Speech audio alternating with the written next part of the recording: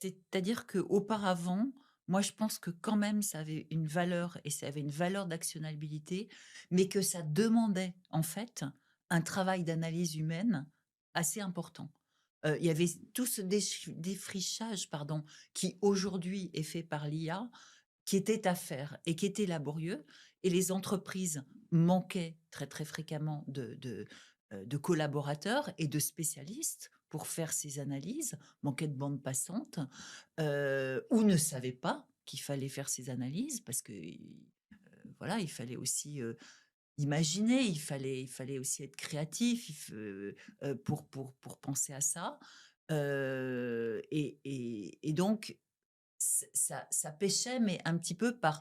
finalement, par manque de moyens, manque de connaissances, parce que le social listening, depuis toujours, quand même, pouvait apporter vraiment des choses très intéressantes. Oui, pardon, parce que, on a toujours eu un pôle insight très fort chez nous, donc un pôle études. On est vraiment sur une société qui est hybride, avec d'une part la plateforme, hyper puissante, nourrie par l'IA, avec vraiment des équipes d'ingénieurs qui sont super, moi je trouve super forts, super pointus. Mais on a toujours eu ce pôle à côté Insight, avec des équipes et des équipes qui sont dédiées à des industries, hein. Donc avec des analystes, des research managers, des directeurs de verticale. On a un directeur de verticale FMCG, un directeur de verticale sur les services, un sur le luxe, donc qui connaissent hyper bien leur domaine, qui connaissent hyper bien la plateforme, qui travaillent avec des analystes qui permettent justement de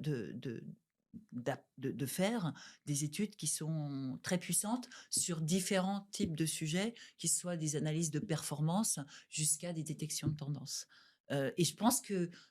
donc, pour répondre à ta question, le social listening a toujours permis d'avoir des insights actionnables à partir du moment où on y consacrait du temps. Et maintenant, on a moins de temps à y consacrer, ou plus exactement,